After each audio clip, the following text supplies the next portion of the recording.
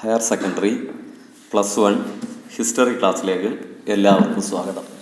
നമ്മൾ പഠിച്ചുകൊണ്ടിരിക്കുന്നത് theme 7 changing cultural traditions പഠിച്ചുകൊണ്ടിരിക്കുന്നത് എന്ന് പറയുമ്പോഴത് തീരാറായി, ജസ്റ്റ് മിനിറ്റുകളിലൂടെ പറയാനുള്ളതേ ഉള്ളതിൽ. പ്രമേയം 7 മാറുന്ന സാംസ്കാരിക പാരമ്പര്യങ്ങൾ. അതിനകത്ത് റെനൈസൻസ്, നവോത്ഥാനം എന്ന് പറയുന്ന ടൈമിനെ കുറിച്ചാണ് അധികം നമുക്ക് പഠിക്കാനുള്ളത്. ഇതിൻ്റെ ഇടയ്ക്ക് പുതിയ ചില സംഭവവികാസങ്ങളൊക്കെ ഉണ്ടായി. അപ്പോൾ ഇതിനെക്കുറിച്ചൊക്കെ നിങ്ങളോട് പറയാൻ വേണ്ടി PTA ഒക്കെ വിളിക്കും. നിങ്ങളിതിൻ്റെ ക്ഷാർത്ഥകളൊക്കെ കയറുമ്പോൾ പരീക്ഷയുടെ പ്രഖ്യാപനം, പിന്നെ ഫോക്കസ് പോയിൻ്റ് എന്നുള്ള പേരിൽ വന്നത് യഥാർത്ഥമാണോ, ഇനി പുതിയത് ഇറങ്ങുമോ എന്നൊക്കെ ഉള്ളത്. അപ്പോൾ അതൊക്കെ വെച്ച് വേണം. നമ്മളാണെങ്കിൽ 11 പാഠത്തിലെ 7ാമത്തെ പാഠം ഏതാണ്ട് തീർന്നു. ഇനി 8, ഇതിനോട് കണ്ടിന്യൂസ് ആയിട്ട് 8 ഒരു പാഠമുണ്ട്. പിന്നെ 9, 10, 11 കൂടെ ഒരു സെക്ഷനായിട്ട്. അത് ഫോക്കസ് ഏരിയ മാത്രം വെച്ച് പഠിക്കാനാണെങ്കിൽ ദിവസങ്ങൾക്കുള്ളിൽ നമുക്ക് പഠിക്കാവുന്നതേ ഉള്ളൂ. നമ്മൾ ഫോക്കസ് ഏരിയയ്ക്ക് കൂടുതൽ പ്രാധാന്യം കൊടുത്തുകൊണ്ട് എല്ലാം പറഞ്ഞു പോകുന്ന രീതിയായിരിക്കും ചെയ്യുന്നത്. ഫോക്കസ് ഏരിയ കഷ്ടി ജയിച്ചാൽ മതി എന്ന് പറയുന്ന ഒരു കുട്ടിക്ക് ഫോക്കസ് ഏരിയ മാത്രം മതി. ഇനി 70-80% മാർക്ക് വരെ വരുന്ന കുട്ടിക്ക് ഇനി A+ വരെ വേണമെങ്കിലും ഫോക്കസ് ഏരിയ മാത്രം പഠിച്ചാൽ കിട്ടും. അപ്പോൾ സ്വല്പം റിസ്ക്കാണ്. അപ്പോൾ നമുക്ക് ഒരെണ്ണം അറിഞ്ഞുവിടാമെങ്കിൽ അപ്പുറത്ത് എഴുതാൻ വേണ്ടേ. അതേസമയം 100% മാർക്കും വേണമെന്ന് വിചാരിക്കുന്ന ഒരു കുട്ടി തീർച്ചയായിട്ടും ഫോക്കസ് ഏരിയയ്ക്ക് വെളിയിലുള്ള കാര്യങ്ങളും വായിച്ചേ പറ്റും. ഇതൊക്കെ നമുക്ക് അല്ലാത്ത സമയത്ത് തന്നെ വിശദീകരിക്കാവുന്നതാണ്. അപ്പോൾ ഫോക്കസ് ഏരിയ വന്നു കഴിഞ്ഞപ്പോൾ നമ്മളിപ്പോൾ പഠിക്കുന്ന 7ാമത്തെ ചാപ്റ്ററിന് തന്നെ ചേഞ്ചസ് ഇൻ കൾച്ചറൽ ട്രഡീഷണൽസിനകത്ത് റിവൈവൽ ഓഫ് ഇറ്റാലിയൻ സിറ്റീസ്. അപ്പോൾ നമ്മൾ പഠിപ്പിച്ച എല്ലാം ഒന്നും വേണ്ടായിരുന്നു. ഇറ്റലിയിലെ സിറ്റികളുടെ പുനരുത്ഥാനം, യൂണിവേഴ്സിറ്റീസ് ആൻഡ് ഹ്യൂമാനിസം. അപ്പോൾ മാനവികതയും സർവകലാശാലകളും, ആർട്ടിസ്റ്റ് ആൻഡ് റിയലിസം, കലാകാരന്മാരും യാഥാർത്ഥ്യം, പിന്നെ ജീവൻ തുടിക്കുന്ന ശില്പങ്ങൾ, ആർക്കിടെക്ചർ ആൻഡ് റിയലിസം, ശില്പചാതുര്യം, പിന്നെ നിർമ്മാണകല, അത് റിയലിസം, ഈ പറഞ്ഞ യഥാർത്ഥത അവിടെ എത്തിച്ചേരുന്നു. പിന്നീട് വീണ്ടും ആർക്കിടെക്ചറിനെ കുറിച്ച്, ഫലത്തിൽ ഇതിനകത്ത് ആർക്കിടെക്ചർ, ഹ്യൂമനിസത്തിനെ കുറിച്ച്, ശില്പികളെ കുറിച്ച് അല്പം, ഇത്രയും മാത്രമേ പഠിക്കാനുള്ളൂ. നമ്മൾ ഈ പാഠത്തിൽ ബാക്കി പഠിച്ചതെല്ലാം എക്സ്ട്രയാണ്. നമ്മൾ ആദ്യം പറഞ്ഞ പോലെ കഷ്ടിച്ച് ഒരാൾക്ക് വലിയ പ്രാധാന്യമൊന്നും വേണ്ട എന്നുള്ള രീതിയിലുള്ളവരാണ്. ശരി, നമുക്കിനി അതിനെക്കുറിച്ച് ലാസ്റ്റ് പറയാം. അപ്പോൾ നമ്മൾ അവസാനം പറയുമെന്ന് പറഞ്ഞത് was there a European renaissance in the 14th century. 14ാം നൂറ്റാണ്ടിൽ ഒരു യൂറോപ്യൻ റിനൈസൻസ് ഉണ്ടായിരുന്നോ? അപ്പം ഇല്ല, രാമായണം മൊത്തം വായിച്ചിട്ട് രാമൻ ആരാന്ന് ചോദിച്ചെന്നൊക്കെ പറഞ്ഞാൽ നമ്മൾ കേട്ടിട്ടുണ്ട്. അതുപോലെ അല്ലയോ ഇത് മൊത്തം നമ്മൾ റിനൈസൻസിനെ കുറിച്ചാണ് പഠിച്ചത്. എന്നാൽ പിന്നെ അത് പഠിക്കണ്ടായിരുന്നല്ലോ എന്ന് വിചാരിക്കും. പക്ഷേ അങ്ങനെ അഭിപ്രായം വരണം. അമ്മയെ തല്ലിയാൽ അഭിപ്രായം ഉണ്ടെന്ന് കേട്ടിട്ടില്ലയോ? അപ്പോൾ അത് മോശം കൊട്ടേഷനായി പോയില്ലയോ? അപ്പോൾ was there a European renaissance in the 14th century, 14ാം നൂറ്റാണ്ടിൽ. അപ്പോൾ പീറ്റർ ബെർക്കിനെ പോലുള്ള ചിലർ പറഞ്ഞു 14ാം നൂറ്റാണ്ടിൽ പ്രത്യേകിച്ച് പ്രത്യേകതയൊന്നുമില്ല, 12, 13ൻ്റെയും കണ്ടിന്യൂവേഷൻ തന്നെയായിരുന്നത് അത്. അപ്പോൾ അന്നും വളരെ വലിയ മാറ്റങ്ങളുണ്ടായിരുന്നു. അത് കുറച്ചുകൂടെ തുടർന്നു എന്നുള്ളതേ ഉള്ളൂ. പിന്നെ ഇത് യൂറോപ്പിൽ മാത്രമല്ല, ഏഷ്യയിലെമ്പാടും ഉണ്ടായിരുന്നു. അതിനെ യൂറോപ്പ് മാത്രമാണ്, ഇറ്റലി മാത്രമാണെന്ന് കേന്ദ്രീകരിച്ച് പറഞ്ഞത് ശരിയല്ല. അപ്പോൾ അദ്ദേഹത്തിൻ്റെ വരി നോക്കാം. Let us now reconsider the concept of Renaissance. In this period marked a sharp break with the past. പാസ്റ്റുമായിട്ടൊരു ഷാർപ്പ് ബ്രേക്ക് ഉണ്ടായിരുന്നു. Is Renaissance a rebirth of ideas from Greek Roman traditions. Renaissance എന്ന് പറഞ്ഞു കഴിഞ്ഞാൽ Greek Roman പാരമ്പര്യങ്ങളുടെ ഒരു പുനരുത്ഥാനം തന്നെ ആയിരുന്നു. Was the earlier period 12th, 13th century A time of darkness. 12, 13 നൂറ്റാണ്ടുകൾ യഥാർത്ഥത്തിൽ ഇരുണ്ട യുഗം ആയിരുന്നു. Writers like Peter Burk of England hold that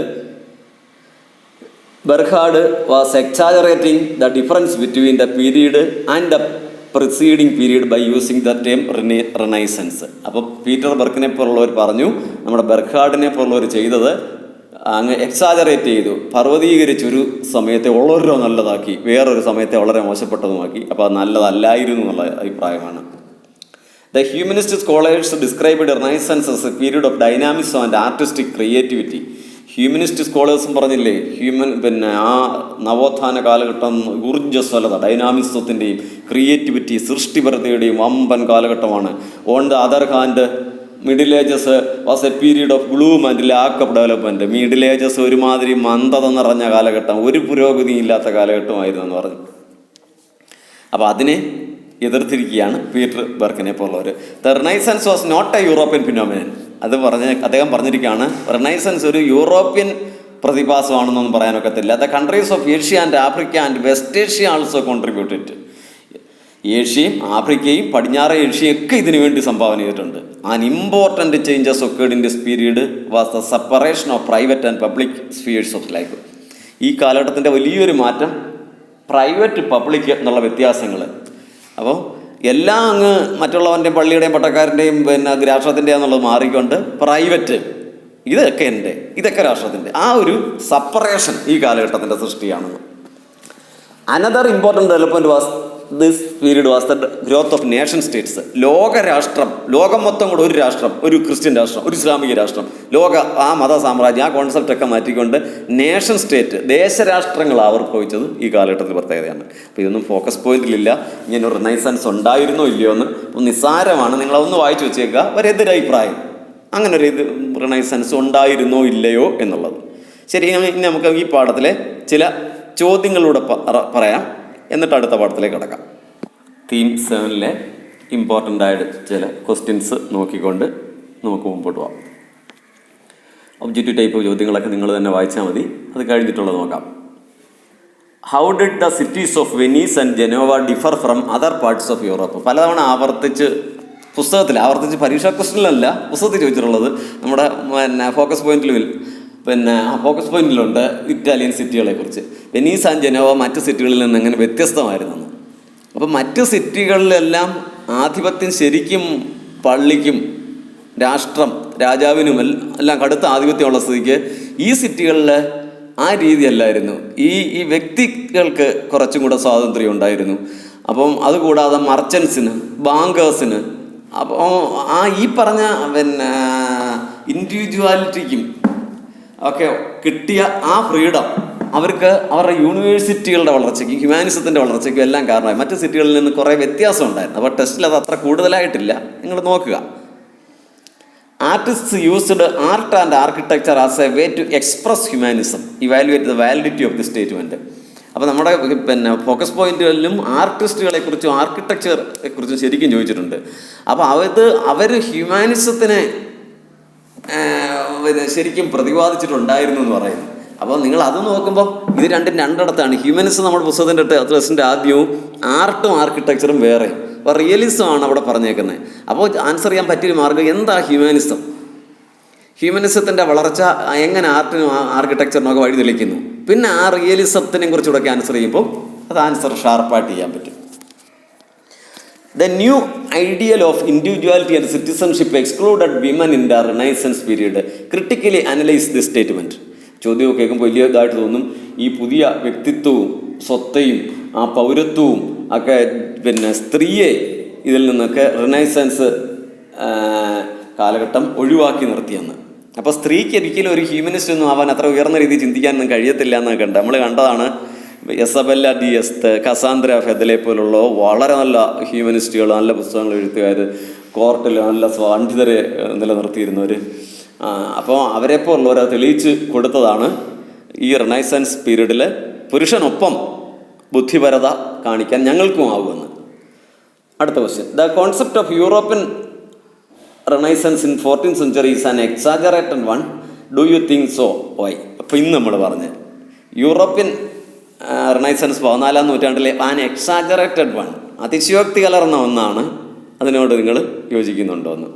അതിനോട് നമുക്ക് ഒരു പരിധി വരെ തന്നെ യോജിക്കേണ്ടി വരും.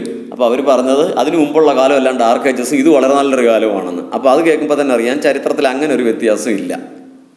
പിന്നെ അത് യൂറോപ്പിൽ മാത്രമാണ് ഇത് സംഭവിച്ചതെന്ന് പറയുന്നു. അതും ചുമ്മാതാണ്. നമുക്ക് തന്നെ അറിയാം ഗുട്ടൻബർഗ് അച്ചടിയന്ത്രം കണ്ടുപിടിക്കുന്നത് മംഗോളിയയിലും ചൈനയിലും ഒക്കെ ഇത് കണ്ടിട്ടാണ്. എത്രയോ കണ്ടുപിടുത്തങ്ങൾ പോലും. അപ്പോൾ അവർ പോയി അവരുടെ നാട്ടിൽ പോയി അത് നല്ല മെച്ചപ്പെട്ട രീതിയിൽ ഇറക്കിയപ്പോൾ അവരുടെ പേരിൽ ഇറങ്ങി. സ്റ്റീം എഞ്ചിൻ നിങ്ങൾ കേട്ടുള്ള ജെയിംസ് വാട്ട് എന്നല്ലേ? ജെയിംസ് വാട്ടിന് മുമ്പ് തന്നെ സ്റ്റീം എഞ്ചിൻ ഉണ്ട്. അപ്പോൾ അങ്ങനെ പലതും. അപ്പം മറ്റു നാടുകളിലെ എല്ലാം അങ്ങ് മോശപ്പെടുത്തിക്കൊണ്ട് ഇതിനു മുമ്പുള്ള ഒരു കാലഘട്ടത്തിനെ മോശപ്പെടുത്തിക്കൊണ്ട് ഇത് നല്ലതാണെന്ന് പറയുന്നത് അത്ര ശരിയല്ല എന്നുള്ളതാണ്. Arab contributions to renaissance philosophy and science are valuable. അപ്പോൾ ഫോക്കസ് പോയിന്റിലില്ല. അറബികളുടെ സംഭാവന ഇപ്പോൾ റിനൈസൻസ് പീരീഡിൽ. അപ്പോൾ അറബികളുടെ സംഭാവന വേറൊരിടത്ത് നമ്മൾ അല്ലാതെ പഠിച്ചിട്ടുണ്ട് റിനൈസൻസ് പീരീഡിൽ അല്ലെങ്കിലും. അപ്പോൾ അതോ ഇതോ കുറേ ഇബ്ൻ സീനയൊക്കെ ഉൾപ്പെടെയുള്ള അറബികൾ കുറച്ച് പേരുടെ പേരുകൾ, അവരുടെ പുസ്തകങ്ങളും അവരുടെ കുറേ സംഭാവനകളും ഓർത്ത് വെക്കുക. അടുത്ത ഒരു എസ്സേ ക്വസ്റ്റ്യൻ ആണ്. Explain the major developments in the Renaissance period. നവോത്ഥാന കാലഘട്ടത്തിലെ പ്രധാനപ്പെട്ട കാര്യങ്ങൾ ചോദിച്ചിരിക്കുകയാണ്. Areas to be considered, role of Italian cities, അത് ഫോക്കസ് പോയിന്റിലുള്ളതാണ്. ഇറ്റാലിയൻ നഗരങ്ങളുടെ പുനരുത്ഥാനം. ആർട്ട് ആൻഡ് ആർക്കിടെക്ചർ, അതും അതുപോലെ തന്നെ. അത് രണ്ടുമാണ് യഥാർത്ഥത്തിൽ ഫോക്കസ് പോയിന്റിലുള്ള സംഭവം, അത്രയേ ഉള്ളൂ. ഹിസ്റ്ററി, സയൻസ് ആൻഡ് ഫിലോസഫി, ഇതിനെയൊക്കെ എങ്ങനെയാണ് ബാധിച്ചിരിക്കുന്നതെന്ന്. അപ്പോൾ ഹിസ്റ്ററിയെ നവോത്ഥാനം എങ്ങനെ ബാധിച്ചിരിക്കുന്നത് എന്നുള്ളത് നമ്മൾ പഠിച്ചത് തന്നെയാണ്. അപ്പോൾ ഇത് നമ്മൾ എഴുതേണ്ടത് ഒരു ഇൻട്രൊഡക്ഷൻ എഴുതി, ഈ 3 ഹെഡിങ്ങായിട്ട് വിവരിച്ചു, അതിനുശേഷം ഒരു കൺക്ലൂഷൻ എഴുതി, അങ്ങനെ 2 പേജ് തികച്ച് നമ്മൾ ആൻസർ ചെയ്യുന്നു. യഥാർത്ഥത്തിൽ ഈ പുസ്തകത്തിലുള്ള എല്ലാ കാര്യങ്ങളും ഈ ഒരൊറ്റ ചോദ്യത്തിലുണ്ട്, വേറെ ചോദ്യത്തിൻ്റെ അപ്പോൾ ആവശ്യം വരുന്നില്ല. How did the cities of Venice and Genoa differ from other parts of Europe? അത് നമ്മൾ പറഞ്ഞാണ്, വെനീസും ജനോവയും മറ്റ് സ്ഥലങ്ങളുമായിട്ടുള്ള വ്യത്യാസം. അടുത്ത what is renaissance? Analyse it's chief features. പുസ്തകം തുടങ്ങുന്ന എന്നതാണ് renaissance. Renaissance is the rebirth of classical learning. Classical learning means Greco Roman culture. ഇത് നമ്മൾ പറഞ്ഞിട്ടുള്ളതാണ്. അപ്പോൾ വലിയൊരു ചോദ്യമായിട്ടൊന്നും പ്രതീക്ഷിക്കേണ്ട, ചെറിയ രീതിയിൽ അത് ഓർത്ത് വെച്ചിരുന്നുള്ളൂ. അടുത്ത ഡിഫൈൻ ഹ്യൂമാനിസം. നമ്മൾ വളരെ പ്രാധാന്യം ഉണ്ടെന്ന് കരുതിയൊക്കെ പറഞ്ഞതാണ്, ഫോക്കസ് പോയിന്റിൽ വന്നിട്ടില്ല, എങ്കിലും ഹ്യൂമാനിസം നിങ്ങൾ ഓർത്ത് വെച്ചേ മതിയാവൂ. മനുഷ്യന് പ്രാധാന്യം കൊടുക്കുന്ന ആ അവസ്ഥ. മറ്റേ മനുഷ്യനൊന്നുമല്ല, എല്ലാം ദൈവം മാത്രം തീരുമാനിക്കുന്ന ലോകത്തിൽ നിന്നും മനുഷ്യനും പലത് ചെയ്യാൻ പറ്റുമെന്ന് പറയുന്ന അവസ്ഥയിലോട്ട് വന്ന്. Analyse the role of universities in developing humanism. അത് തന്നെ, സർവകലാശാലകൾക്ക് ഹ്യൂമനിസത്തിൽ എന്ത് പങ്കാവുള്ളത്. അടുത്ത explain humanist view of history. Humanist view of history സ്വല്പം മുമ്പ് നമ്മൾ പറഞ്ഞതുപോലെ ചരിത്രം എന്ന് പറഞ്ഞു കഴിഞ്ഞാൽ എഴുതി തയ്യാറാക്കി നേരത്തെ ദൈവമായി തയ്യാറാക്കി വെച്ചതല്ല. മനുഷ്യപ്രവർത്തനങ്ങളിലൂടെ, അവൻ്റെ ഉൽപ്പാദന പ്രക്രിയകളിലൂടെ, അവൻ്റെ അല്ലാതുള്ള വിവിധങ്ങളായ സാമൂഹിക ഇടപെടലുകളിലൂടെ വ്യത്യാസപ്പെട്ടുകൊണ്ടിരിക്കുന്ന ചരിത്രത്തിൻ്റെ പുതിയ വീക്ഷണം. Analyse the changes brought by humanism in the aspirations of human. അത് നമ്മൾ വേറെ ക്വസ്റ്റ്യനായിട്ട് പറഞ്ഞു. കസാന്ദ്ര ഫെഡലിനെ കുറിച്ചും ഇസബെല്ല ഡിഎസിനെ കുറിച്ചൊക്കെ പരാമർശിച്ചില്ലേ. ആസ്പിറേഷൻസ്, സ്ത്രീകളുടെ അഭിലാഷങ്ങൾ. അപ്പം അടിച്ചമർത്തപ്പെട്ട സ്ത്രീക്ക് ഉയർന്നു വരാനുള്ള സാഹചര്യം കൂടെ ഇക്കാലം നൽകി. Analyse the time counter reformers. അപ്പം വലിയ പ്രാധാന്യമായിട്ട് ഇപ്പോൾ അതിനില്ല. റിഫോർമേഷൻ എന്ന് പറയുന്ന മതനവീകരണം വന്ന് ക്രിസ്ത്യാനിറ്റി പൊട്ടിപ്പുളർന്നു പോയി കഴിഞ്ഞപ്പോൾ കത്തോലിക്ക സഭ സ്വയം നന്നായി. അപ്പോൾ അതിലോട്ട് ആൾക്കാർ തിരിച്ചു പോകുന്ന അവസ്ഥ ഇഗ്നേഷ്യസ് ലയോളയുടെ കാലഘട്ടത്തിൽ അതിൽ കൗണ്ടർ റിഫോർമേഷൻ, പ്രതിമത നവീകരണത്തിലൂടെ ക്രിസ്ത്യൻ സഭ വീണ്ടും, കത്തോലിക്ക സഭ വീണ്ടും നമ്പർ 1 ആവുന്ന ആ ഭാഗമാണ് കൗണ്ടർ റിഫോർമേഷൻ എന്നറിയപ്പെടുന്നത്. ഈ പാഠത്തെ പറ്റി ഫോക്കസ് പോയിന്റിലുള്ളത് നമ്മൾ പറഞ്ഞു. നിങ്ങൾക്ക് സൈറ്റിലിട്ട് തന്നായിരുന്നു. ഒന്ന്, revival of Italian cities, Italian നഗരങ്ങളുടെ നവോത്ഥാനം. യൂണിവേഴ്സിറ്റീസ് ആൻഡ് ഹ്യൂമാനിസം, സർവകലാശാലകളും മാനവികതയും. 3, ആർട്ടിസ്റ്റ്സ് ആൻഡ് റിയലിസം, കലാകാരന്മാരും യഥാർത്ഥതയും. ആർക്കിടെക്ചർ ആൻഡ് റിയലിസം, ശില്പികളും യാഥാർത്ഥ്യത്തോടെയുള്ള ശില്പങ്ങളും. അടുത്തത് ആർക്കിടെക്ചർ, വാസ്തുവിദ്യ. അപ്പം ഇതൊക്കെയാണ് ഇതിനകത്തെ പ്രധാനപ്പെട്ട അവർ തന്നിരിക്കുന്ന ഫോക്കസ് പോയിന്റുകൾ. അപ്പോൾ ഈ ഫോക്കസ് പോയിന്റുകൾ നമ്മൾ പറഞ്ഞ് നേരിട്ട് മാർക്കത്തിലൂടെ വന്നതല്ല, ഗവൺമെൻറ്റിനാൽ ഫോക്കസ് പോയിന്റ് ഇറക്കപ്പെടും. പരീക്ഷ പ്രഖ്യാപിച്ചിട്ട് മാത്രമേ യഥാർത്ഥത്തിൽ ഫോക്കസ് പോയിന്റ് ഇറങ്ങത്തുള്ളൂ. അപ്പോൾ അതിനു മുമ്പ് എങ്ങനെയോ വന്നു എന്നുള്ളതേ ഉള്ളൂ. അപ്പോൾ ഇനി ഫോക്കസ് പോയിന്റ് ഇനിയും വരും. അപ്പോൾ ഇനി ഇത് കഴിഞ്ഞിട്ടും പരീക്ഷ അടിക്കറിങ്ങ് നടത്തതില്ല. നിങ്ങൾക്ക് ഡയറക്റ്റ് ക്ലാസ് 1-2 മാസം സംശയ ദൂരീകരണത്തിനും കാര്യത്തിനുമൊക്കെ തന്നതിന് ശേഷം മാത്രമേ ഞങ്ങളിങ്ങനെ ഓൺലൈൻ ക്ലാസ്സുകൾ നിർത്തി, അതിനുശേഷം നിങ്ങൾക്ക് സ്കൂളിൽ വന്ന് ക്ലാസ്സുകളും കിട്ടിയതിന് ശേഷം മാത്രമേ ഇത് ആരംഭിക്കത്തുള്ളൂ. നമുക്ക് അടുത്ത ഭാഗം ചുമ്മാ ഒന്ന് പറഞ്ഞ് വെക്കുന്നതേ ഉള്ളൂ. തീം 8 ആണ്, confrontation of cultures. Theme 8 confrontation of cultures. പ്രമേയം 8 സംസ്കാരങ്ങളുടെ അഭിമുഖീകരണം. പ്രമേയം 8 സംസ്കാരങ്ങളുടെ അഭിമുഖീകരണം. സംസ്കാരങ്ങൾ എന്ന് പറയുമ്പോൾ നമുക്കറിയാം കൾച്ചറെന്നും സിവിലൈസേഷൻ കേട്ടിട്ടുണ്ട്. കൾച്ചർ, സംസ്കാരം, സിവിലൈസേഷൻ, നാഗരികത, ഇത് തമ്മിലുള്ള വ്യത്യാസമൊക്കെ ഇനി വിശദമായിട്ടൊക്കെ നമ്മൾ നോക്കും. ശരി. അപ്പോൾ പല നാടുകളിൽ പല സംസ്കാരമാണ് നമ്മൾ പറയും. നമ്മുടെ പൗരസ്ത്യ നാടുകളിൽ ഉള്ള സംസ്കാരമല്ല പാശ്ചാത്യ നാടുകളിൽ ഉള്ളവ എന്ന് പറയും. അപ്പോൾ 8ാമത്തെ പാഠത്തിൽ 2 സംസ്കാരങ്ങൾ തമ്മിൽ ഉള്ള അഭിമുഖീകരണമാണ്. അഭിമുഖീകരിക്കുക എന്ന് പറഞ്ഞാൽ എന്താണ്? നിങ്ങളൊരു പ്രശ്നത്തെ അഭിമുഖീകരിക്കുക എന്ന് പറഞ്ഞാൽ അതിനെ നേരിടുക അല്ലയോ? അപ്പം അതുമായി ഇടപെടേണ്ടി വരുവാണ്. ഇവിടെ ആർക്കാരുമായിട്ട് ഇടപെടേണ്ടി വരുന്നു? ഇവിടെ യൂറോപ്യന്മാർക്ക് അമേരിക്ക എന്ന് പറയുന്ന അവരുടെ ഭാഷയിലെ ന്യൂ വേൾഡ് അമേരിക്കയായിട്ട് ഇടപെടേണ്ടി വരുന്നു. അപ്പോൾ ലോകം കണ്ടിട്ടില്ലാത്ത അമേരിക്കയിലെ പാവപ്പെട്ട ആദിവാസി ഗ്രൂപ്പുകളും ലോകത്തെ എന്തും പിടിച്ചടക്കാനും കീഴടക്കാനും നടക്കുന്ന യൂറോപ്പിലെ ആൾക്കാരും ആർത്തി പിടിച്ച ആ സമൂഹവും തമ്മിൽ ഉള്ള അഭിമുഖീകരണം, അതിൻ്റെ വിനാശകരമായ വശങ്ങളാണ് നമുക്ക് അധികവും നോക്കാനുള്ളത്. ഒരു ജനതയെ തന്നെ ഇല്ലാതാക്കി തീർക്കുന്ന അഭിമുഖീകരണം. ഇപ്പം നമ്മൾ ഫാസിസ്റ്റ് കാര്യങ്ങളൊക്കെ പലയിടത്തും നടക്കുമ്പോൾ അതിശയമായിട്ട് പറയുമ്പോൾ അന്നും ഇതുണ്ടായിരുന്നു. അതിശയകരമായ രീതിയിൽ ഈ പാവപ്പെട്ട ഗോത്രവർഗ്ഗക്കാരെ ഇല്ലാതാക്കാനും എടുക്കാനും പോകുന്നവർക്കെല്ലാം മതമേലധ്യക്ഷന്മാരുടെ സഭയുടെയൊക്കെ എല്ലാ പിന്തുണയും ഉണ്ടായിരുന്നു. അപ്പോൾ കൺഫ്രണ്ടേഷൻ ഓഫ് കൾച്ചേഴ്സിനകത്ത് നിങ്ങൾക്ക് ചില മുൻവിധികളൊക്കെ ഉണ്ട്. നമുക്ക് ക്രിസ്റ്റഫർ കൊളംബസ് ആണ് അമേരിക്കയിലേക്ക് ആദ്യം യാത്ര നടത്തിയതെന്നും, പക്ഷെ ആ ചെന്ന് കയറിയത് ഒരു പുതിയ ഭൂഖണ്ഡമാണെന്ന് അറിഞ്ഞുകൂടാത്തത് കൊണ്ട് അദ്ദേഹത്തിന് പുതിയ ഭൂഖണ്ഡം കണ്ടുപിടിച്ച ആളെന്നുള്ള ഖ്യാതി കിട്ടാതെ പോയെന്നും, പിന്നീട് അദ്ദേഹത്തിൻ്റെ വിവരണങ്ങളെല്ലാം കേട്ട് മനസ്സിലാക്കിയ ഒരു മിടുക്കൻ അമേരിഗോ വെസ്പുച്ചി ചെന്ന് കണ്ടിതൊരു പുതിയ ഭൂഖണ്ഡമാണെന്ന് സ്ഥിരീകരിച്ചതും അദ്ദേഹത്തിൻ്റെ പേരിൽ അമേരിക്ക എന്ന് വന്നതും എത്ര ഇതാണെന്ന് നോക്കി, വിഷമകരമായ കാര്യമാണെന്ന് നോക്കി. ക്രിസ്റ്റഫർ കൊളംബസിൻ്റെ പേരിലുള്ള കൊളംബിയ എന്ന് പറയുന്ന ഒരു സ്ഥലം, പിന്നെ ചെറിയ ചില സ്ഥലങ്ങൾ മാത്രം. ആ വലിയ 2 കോണ്ടിനെൻസും മൊത്തത്തിൽ അമേരിക്ക എന്ന് പറയുമ്പോൾ അമേരിക്കോ വെസ്പുച്ചിയുടെ പേരിൽ അറിയപ്പെടുന്നു.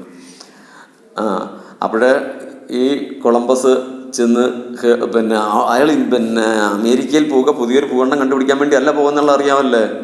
സമ്പൽ സമൃദ്ധമായ ഇന്ത്യയായിട്ട് കച്ചവടം നടത്തി പോർച്ചുഗീസുകാരും ഒക്കെ കച്ചവടം നടത്തി ലാഭം ഉണ്ടാക്കുന്ന കണ്ടിട്ട് ആർത്തി സഹിക്കാൻ വയ്യാഞ്ഞിട്ട് ഇന്ത്യയിലേക്ക് വരാൻ വേണ്ടി ശ്രമിച്ചതാണ്. ചെന്ന് കയറിയത്